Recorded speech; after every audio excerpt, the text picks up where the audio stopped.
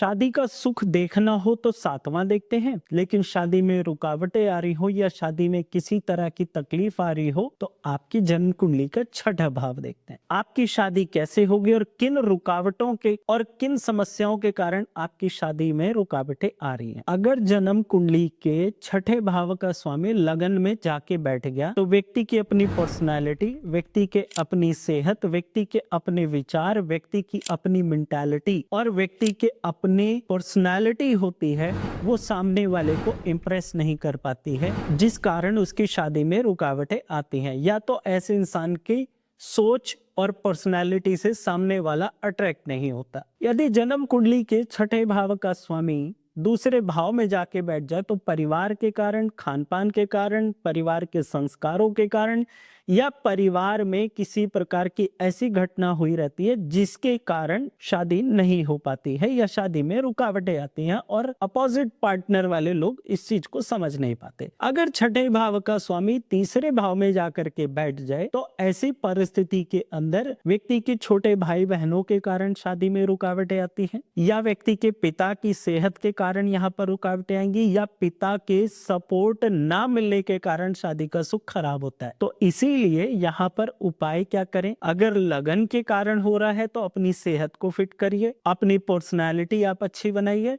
और अगर दूसरे भाव में है तो अपना खान पान, अपना विचार और अपने परिवार के संस्कारों और अपने परिवार की जो भी कोई ऐसी चीज है जो सामने वाला एक्सेप्ट नहीं कर सकता, उस चीज को आप ठीक करिए।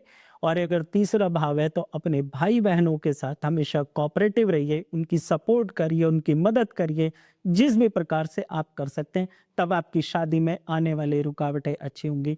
इसी प्रकार से यदि छठे भाव का स्वामी चौथे में हो तो कुछ रुपया, पैसा, प्रॉपर्टी, वाहन या फिर माँ के कारण या फिर घर में जो भी आपकी सुख सुविधाएं हैं उसके कारण आपकी शादी में रुकावटें आती हैं।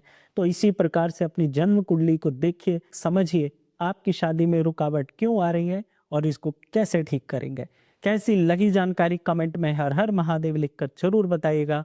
फॉलो और सब्सक्राइब करना मत भूलिएगा।